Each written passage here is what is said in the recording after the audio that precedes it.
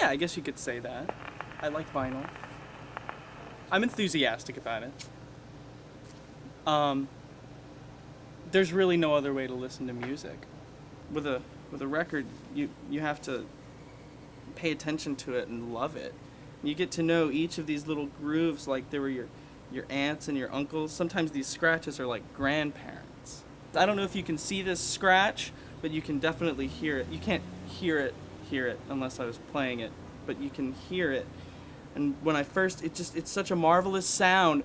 I got up and tripped over the coffee table and made the scratch twice as long. And at first I thought that was a bad thing, but God, now you can enjoy that one particular noise through 3 or 4 tracks. It's beautiful.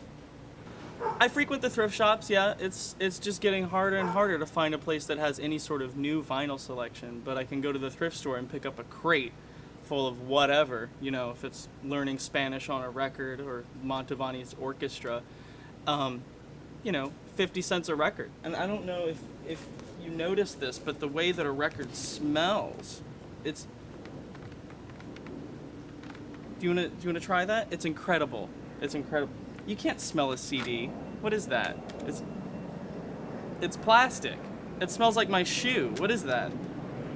You can bring... I bring my record player jogging with me all the time. Do you wanna see? This is what I call the Vinomatic 5000. I designed it myself. I took one of my many turntables and fitted it so that I could wear it on my back.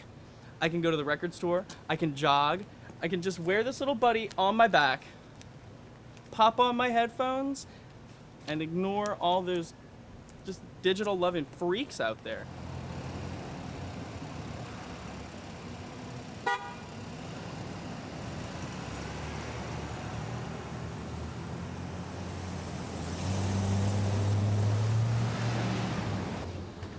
Doesn't say anything about records on here. Hey! Hey, what's up, man? How's it going? Good, all right. Got my 5000 with me. You're all rigged? Yeah.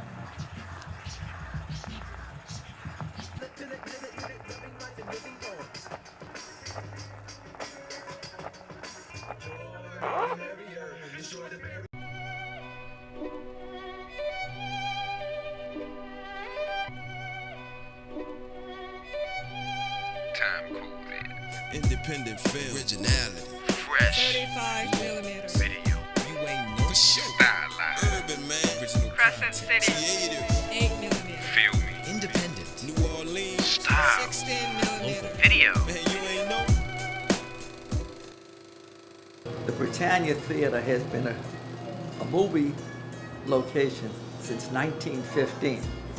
It was not a building, I understand. It was an open-air theater, and it remained that way until sometime in the 20s. And then in the 20s was the first substantial building that was built. I am told that in about 1927, that first substantial building was a frame building and was destroyed by fire. And then it was replaced with another Prytania Theater, and that one lasted for many years.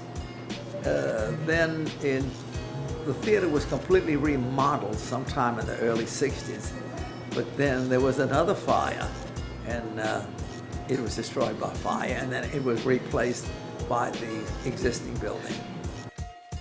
I was literally born in the movie business. My father was operating a theater in 1921 when I was born. Now you know my age. He was operating a theater then, and he had another one under construction, the Imperial Theater, which was on North Hagen. It no longer exists. And so I grew up in the theater as a little kid. I think my first job was back at the concession counter where I'm standing now, and stacking candy, folding popcorn boxes, and doing that sort of thing. Let's see, the Imperial, the Famous, the Clavin, the Circle, the Carver, the Gallo, the Joy on Canal Street. I was running movies at the State Palace for a while. And then I had a drive-in Hattiesburg. and I had a four-wall theater in Shreveport and another theater in Texarkana. But they're all history now, except the Prytania. The pictures didn't necessarily have a plot. It was a horse running, or a man running, or a woman dancing, or the train passing. It was motion, and people were. My father told me of something he did. It wasn't in this theater, but one of the other theaters. He was running a picture by the name of The Third Alarm, which was a building on fire, and the fire engines roaring out I say roaring out, it was silent pictures, so they didn't roar. But anyhow, so what he thought of, when the fire scene came on, he had a piece of red cellophane, and we put the red cellophane in front of the lens. Of course, everything in the screen was red. I mean, whether the man's face or the fire or anything. But then he capped it off.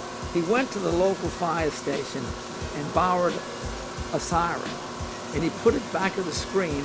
And when the fire engines came out, he'd get back there and crank the siren. Well, people just went out of their minds. A lot of other things. For instance, at one time, there were streetcars that passed in front of the building here on Prytania. Well, way back when the Prytania Theater, along with other theaters, started running talking pictures, the sound was on records. Well, when the streetcar would pass, it would cause the needle to jump from one groove to another. So the result of that was the synchronization between the record and the picture was wrong. So when a man spoke, maybe it was a woman's voice. I remember we had one situation, a gangster picture, when the gangster would pull his gun out and shoot, and you see the smoke coming out the gun, but you wouldn't hear any noise. He put the gun back in his pocket, and then came the loud noise of the revolver going off. And that was very, very funny to the audience. This film holds 2,000 feet of film. And this will run slightly over 20 minutes. My prejudice towards musicals will come through because the King and I, the South Pacific, pictures like that, with so many great pictures. Of course, one of my all-time favorites that played here is Gone with the Wind. It's still a favorite of mine. But there was so many great pictures. Casablanca is another one that I'll never forget. Still love to see it. Everybody on the screen had to dance. Everybody, including Clark Gable. I don't know if you ever saw Clark Gable dance. Well, I'll tell you what, I always thought I was the worst dancer in the world. Clark Gable's worse than me. I was.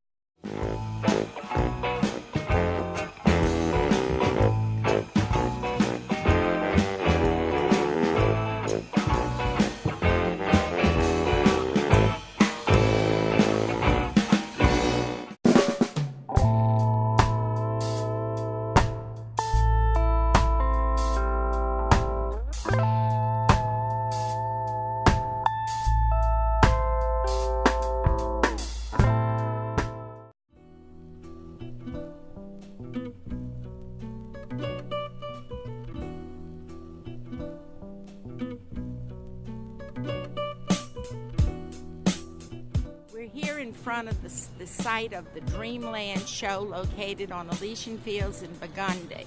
I came here as a child in the late 40s and early 50s. For 17 cents, we came in, we saw a movie, we had candy, we had popcorn, and we had a drink. All the neighborhood kids sat in one little spot. I grew up on Dauphine Street across from Washington Park.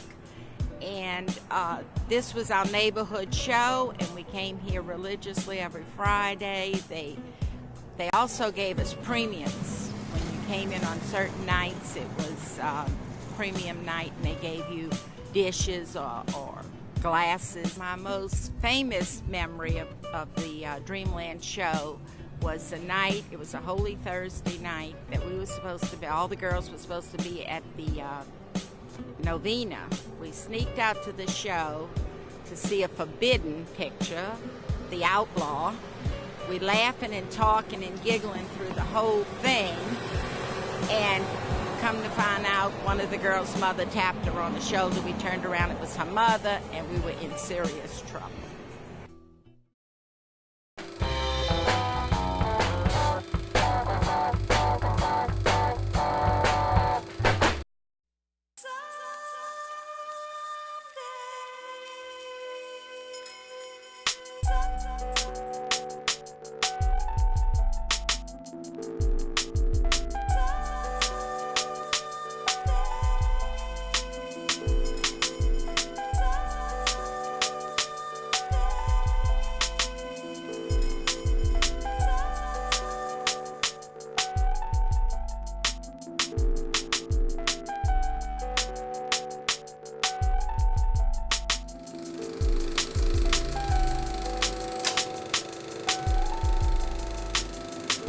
For more information, log on to TimecodeNOLA.com.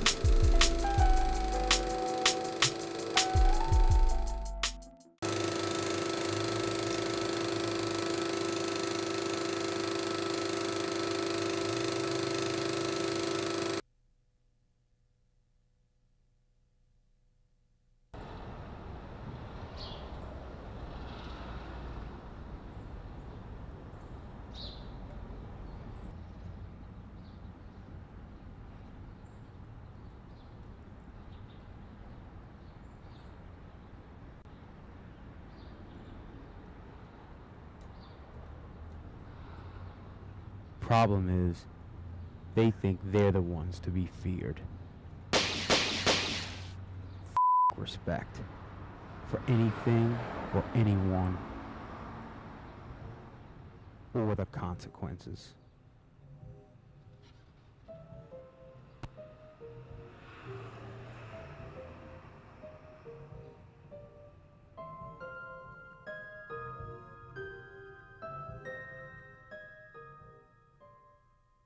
Since we made the mistake of taking the wolves out of play, the sheep pretend not to know their place. I've been sent to help remind them.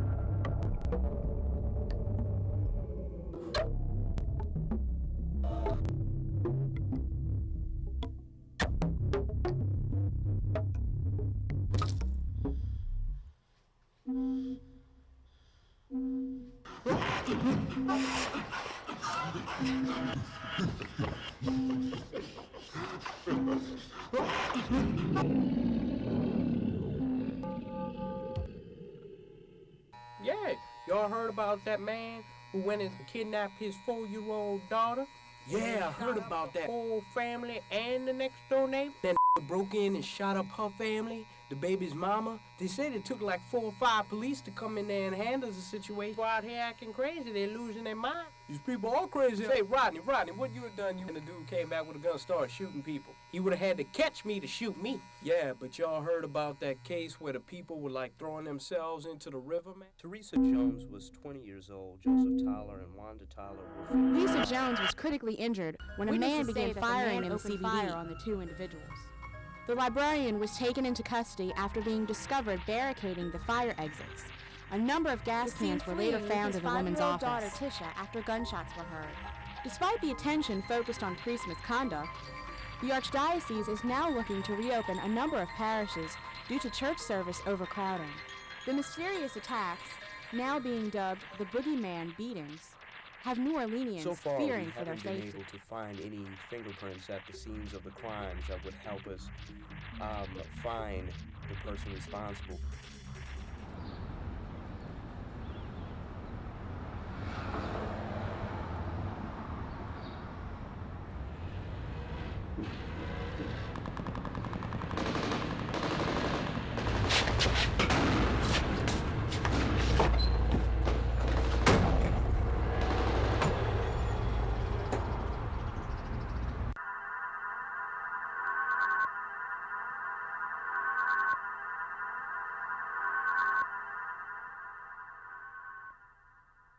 Neil, stop worrying about me where I go and worry about that stupid-ass kid. If she's And I don't even stupid, know she why got I'm it from her What's that? daddy. Why are you yelling? Why are you yelling? It's late in the morning, people trying to sleep and and got no house training.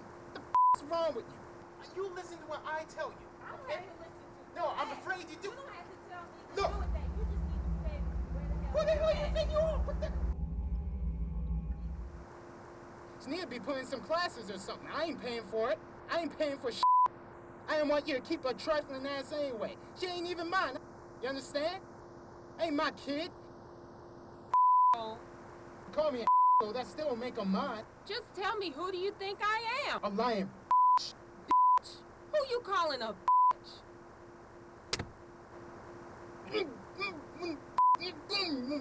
Yeah. I hope he kills your ass.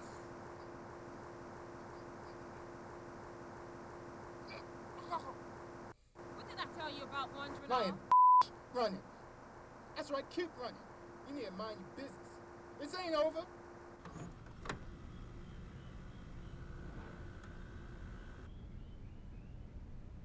Alright, baby, got your eyes closed? Yes. Alright, keep your eyes closed. Keep your eyes closed. Don't open them for nothing. Keep your eyes closed, alright? They're closed. All right. Come on. And open. You got me a camera? Uh-huh. But it looks expensive. Let's not talk about that. Don't even think about that. Don't talk about that. Ladies and gentlemen, it is time for some sugar.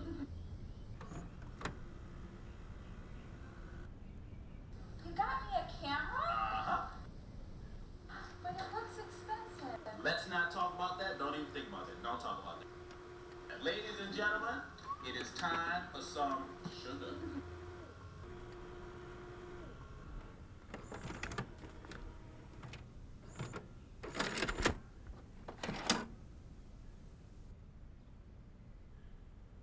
He took the South by storm with his debut album, Whole Shot. Now he's back to drop another one on the beat. Torture returns with his second release, No Pain, No Gain. That's right, coming soon, the brand new CD featuring guest spots by Splacky9, Down Low Hustler, G on the Corner, and the hottest new artist, Glock on the Block. That's right, the CD is coming, and it's coming hard. You gotta get it, Dirty.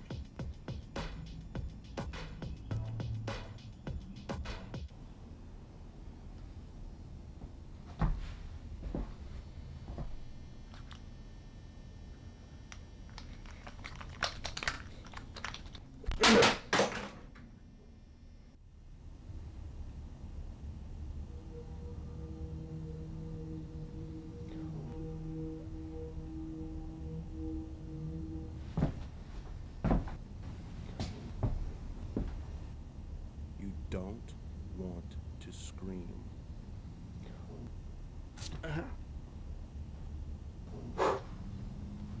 Could at least give a nigga something to eat. You had me like this for days. Hasn't been 24 hours. Why are you doing this?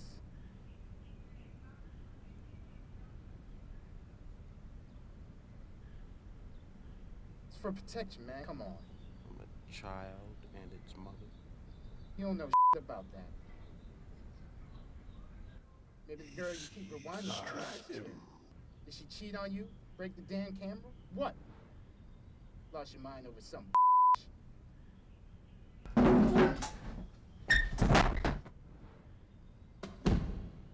A blade is an intimate weapon. Gotta get close to the victim and look them right in the eye.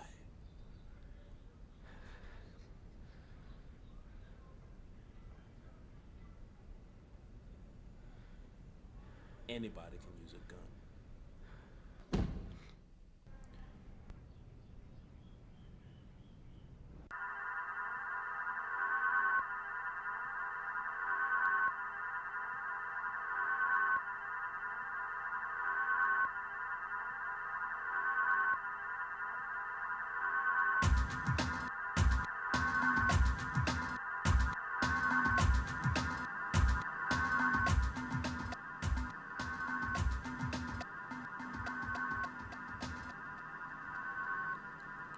Got a few errands to run. Hope you enjoy your snack.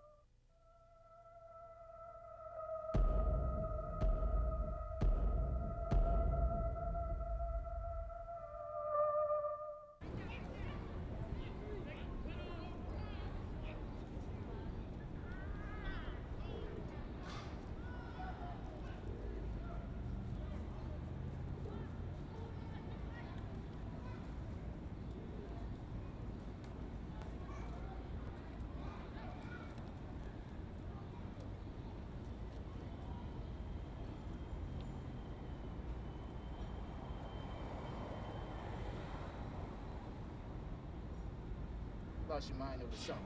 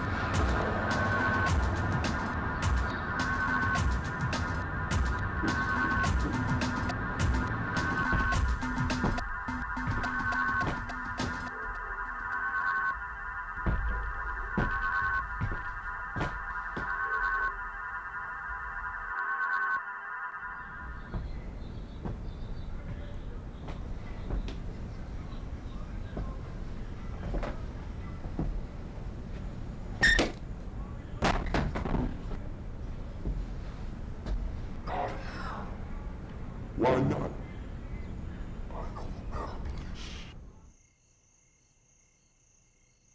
That's where they found my brother. Yeah? Yeah. Here killed him. That bag full of money belonged to my brother. Except tried to kill me. I owe you one.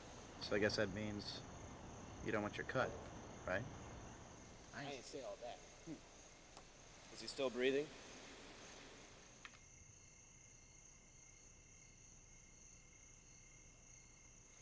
Yeah. Sweet. There's an old gas can in that shed. We should toss him in and then torch it. Forget her. She can't talk to you. You can talk to her, but you can also talk to a pumpkin. And the man has his needs. It's been so long. You can't. Well, you could. But that really wouldn't be appropriate, would it? Good. She's useless. Forget her.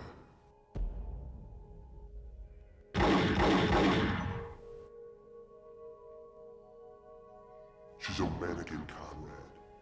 Actually, a mannequin won't drool and all over itself. You can have any woman we want. Stop fighting us. The headaches will stop. I love her.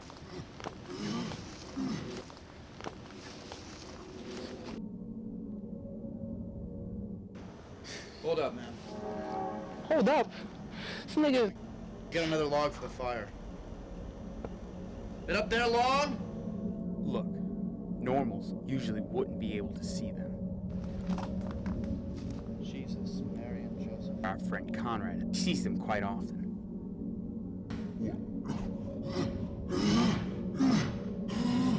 I'm responsible for your being here. The niggers are working together. They helped kill your brother.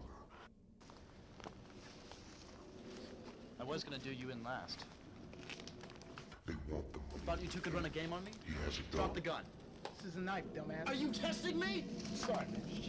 For the record, we killed your brother. Conrad found the case. Some tried to kill me.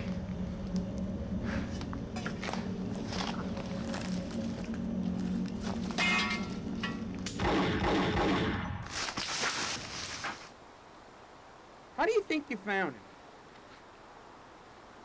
We sent him your way.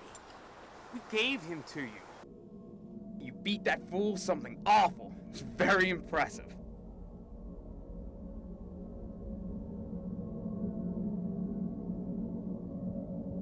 You kill him, we get you. It seemed more than fair.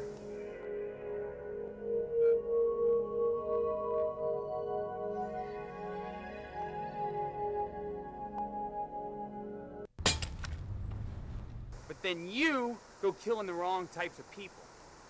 Case in point, my friend Steve. You think he's the type of person anybody cares about? You and I, we kill the types of folks people give a shit about. We make the victims whose obituaries make people think, what is this world coming to? innocents, their families, kids, especially white kids. Oh, the media eats that shit up. Girlfriends. Yeah, they're all fair game. Why? For the fear of God in them. You must think I'm crazy. Like Joan of Arc? But unlike her, I have proof of a just hand in an unjust world. My curiosity afforded you a second chance. It will not give you a third.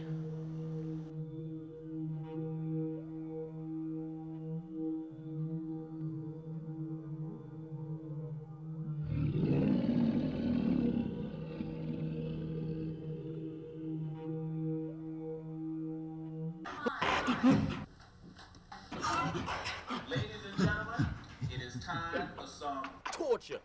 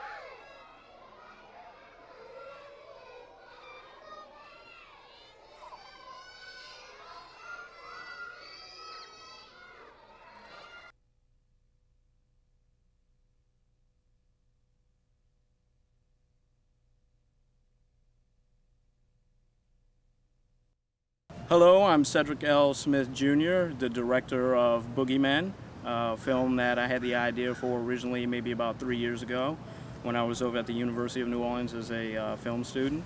It was an idea that was in the back of my head for quite a while, and I was trying to figure out how I could comment on the darker side of humanity.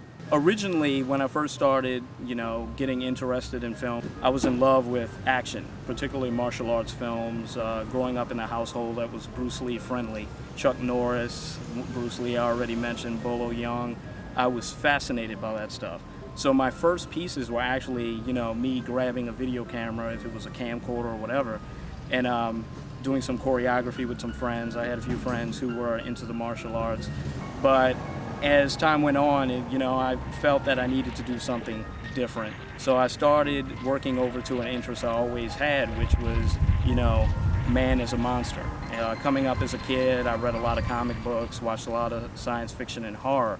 So it was an easy transition to see how, how I went from point A to B. And ultimately, that's what led me to doing the Boogey Men story, was the fact that I would have the chance to incorporate a little bit of what I was familiar with in the past, some action stuff, but mostly the new issues I was trying to address, social ills as a backdrop and things like that. And everything went through a development process as far as the script for like maybe 6 or 7 months.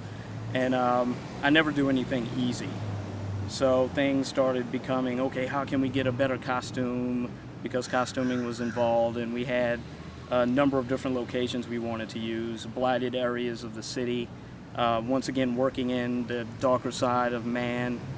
So we tried to get some really freaky places around here, rundown neighborhoods, you know, crime-friendly areas here in the city of New Orleans. But as time went on, more and more bizarre things started happening to the point where the people working on the film closely were saying that the project was cursed.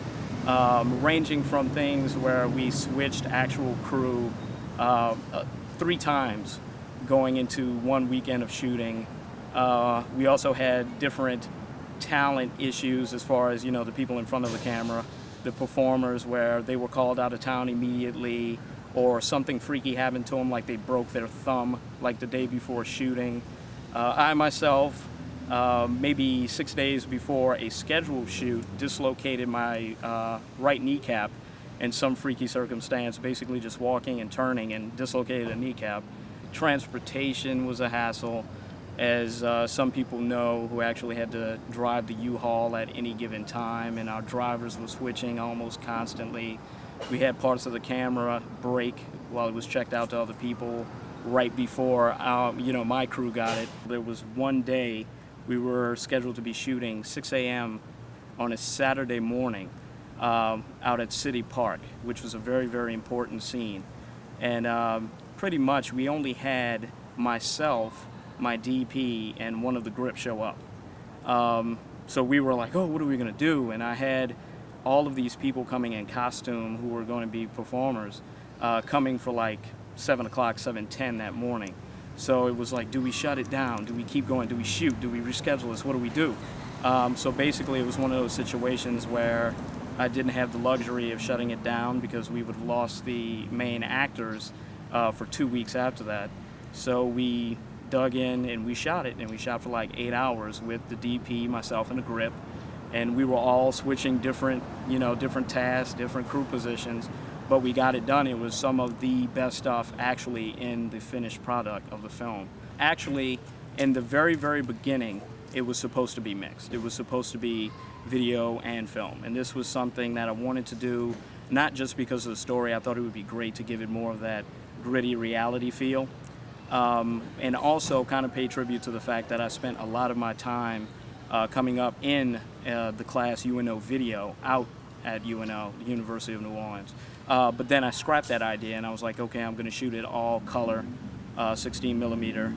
And somewhere along the line, once we started rolling closer and closer to production, and just once again looking at all the planning and all the problems we had, I sat back and thought, it would be a good thing to incorporate the video idea again and mix it up, not just because of creative reasons, which ultimately what it was, but it also helped along the way in the practical sense of, budget and other things. In the end result, it's something I really, really liked. And it's something, once again, video gets knocked a lot, and it's like, oh, you shot on video, blah, blah, blah. But video was something that was very important to me, learning and understanding how things are cut. And once you understand how things are cut, it helps you learn how things are shot. Towards the end of this project, the Boogey Men project went on for a long time in principal photography. But once we wrapped on that, editing was another long tour of duty. And towards the end of that, actually, I was offered the chance to work on a feature film, actually running video on set, documenting the process of making the film, behind the scenes. So the film was actually Unchain My Heart, the Ray Charles story, directed by Taylor Hackford. So immediately after finishing, I remember I was actually in an editing suite, finishing off the fine cut of Boogey Men, and I received a call saying, or asking if I wanted to be recommended for that job. And I said, sure, what was my next move? That was my next move. And now I'm here back in New Orleans, and what I really want to concentrate on is writing scripts for a few of my independent film ideas. And in the meantime, work freelance. Get my hands on anything I can, whether it's film, video, I'm willing to do it.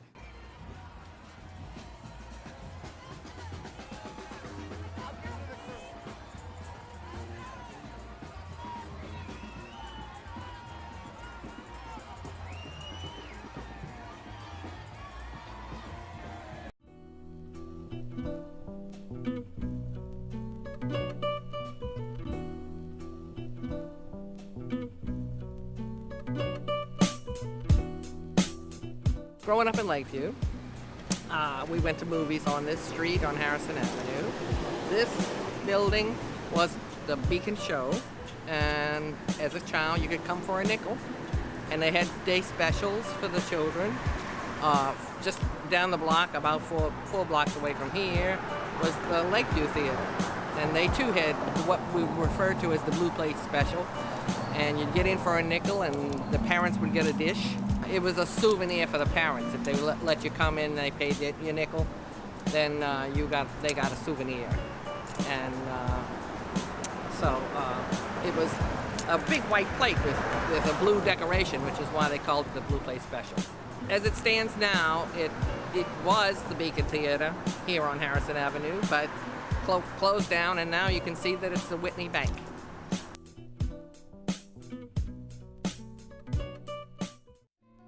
Timecode NOLA. The New Orleans Independent Film Program.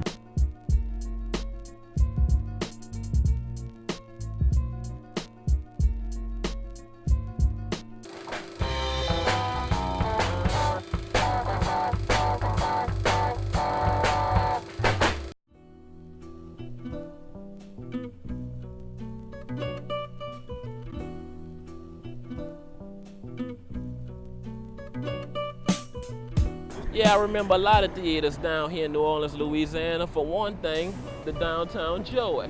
It's a historical landmark right now. The Downtown Joey is about to be turned into a blues club. I mean, what is going on in New Orleans? We're losing all our great theaters. We need something here in the heart of New Orleans, in the quarter, Canal Street, where it all started. Sanger Theater, the Lower State, the Joey. This is what dreams are made of. And we have to keep those dreams alive for New Orleans. The Pit. Everybody under 25 had to have some good memories from the Pit. Taco Tico, hanging out with the fellas, and now look what we have, Walgreens. I don't have any problem with Walgreens, but they could have left the Pit there so we can continue to have all our great childhood memories. The best thing about the Pit, it was only $1. I mean, sure, we had rats, roaches, sticky floors. The last movie I saw at the Pit, it just so happened to be RoboCop 2. We missed the Pit, and we wish we had the Pit back. And we want to also recommend that y'all put Taco Tico back here. Because everybody know you go to Taco Tico, then you go to the Pit, a naturally New Orleans thing. We're out here in Gentilly Woods Mall, Ninth Ward, New Orleans. And this is another very historical theater. I remember when there was an escalator right up this way. It's gone now. All the memories of going here. I remember seeing a movie break in here. Electric Boogaloo. Wasn't that something else? I mean, come on. Now it's just simply a mall. The Lake Kenilworth Theater. It is also closed now, as you can see, one of the many theaters here in New Orleans that was shut down. Now it's a church, and as you can see, just like the rest of them, it is a historical landmark. As you can see, our final destination today, East Lake Cinema 8. And as you can also see, it is being replaced with another store, Save-A-Lot. The last movie I remember seeing here was Die Hard 3. And as you can see, the theater has died very hard. I come to the conclusion that New Orleans has seemed to be replacing all their theaters with supermarkets and drugstores. Come on, New Orleans. What are we gonna have left?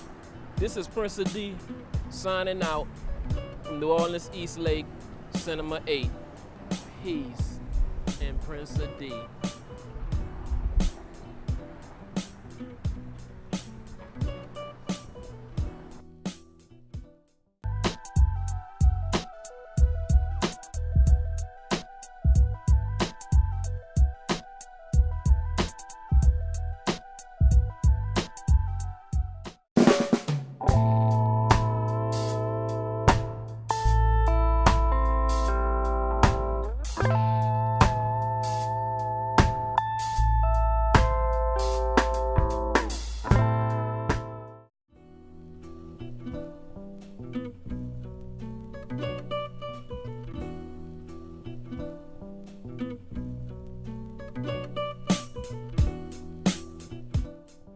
Big Depression was on, and the idea was to get people to come to the theater. We used to have amateur night, you know, kids. And this was all done between pictures. Everything was movie too, but between shows, we'd have either a small band or a pianist, and kids would register, and they'd perform. We used to have weddings on the stage. We'd raise a lot of different kind of presents, and we'd take applications, and people would get married on the stage. And the audience liked that. They came in to see it. Saw a movie and a wedding, all for 25 cents. I absolutely hated. Around Thanksgiving, we'd give turkeys away to lucky winners. We'd give 12 turkeys away, again by drawing a number. Well, again, you wouldn't know about this, but back then, people would not accept frozen food. They thought that was bad. So what were we giving? Live turkeys. I had to handle these damn live turkeys. Most of the time, you know, you grab them by the feet, and scare them. You know what happens unless you have it. You know, and the worst experience I ever had, this only happened once. One night, one of the turkeys got away from me, and I'm running down the street after the turkey. And when I caught the turkey, I didn't know whether he was going to run or whether I was going to run.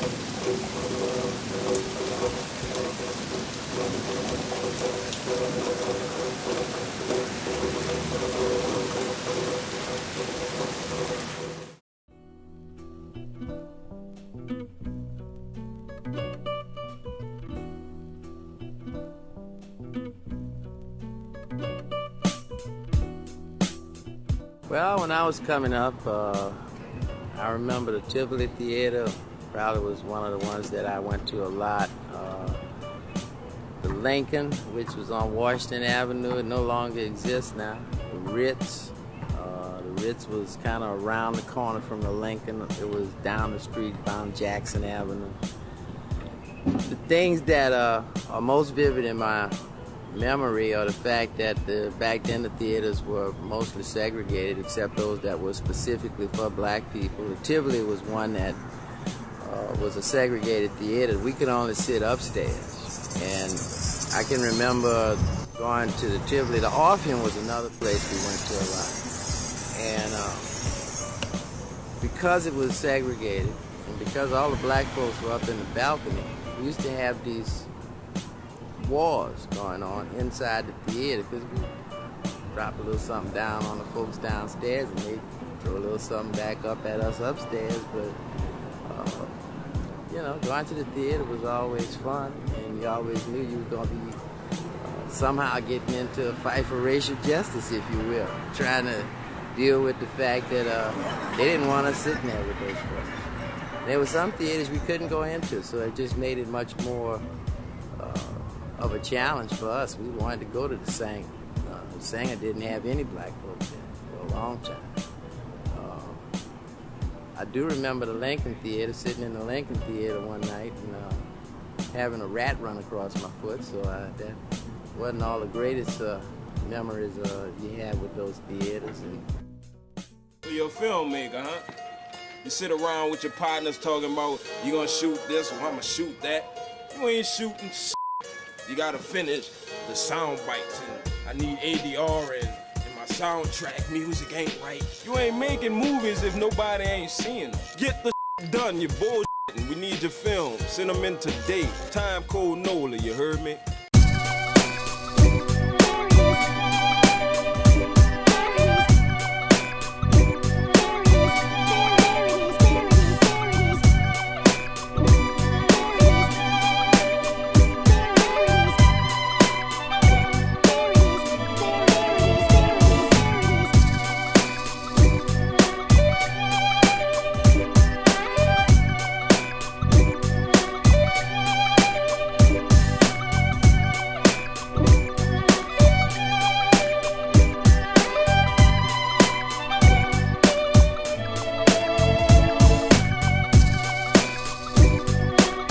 Timecode NOLA is supported in part by the Louisiana Division of the Arts Council of New Orleans, Cox Communications, and by people like you.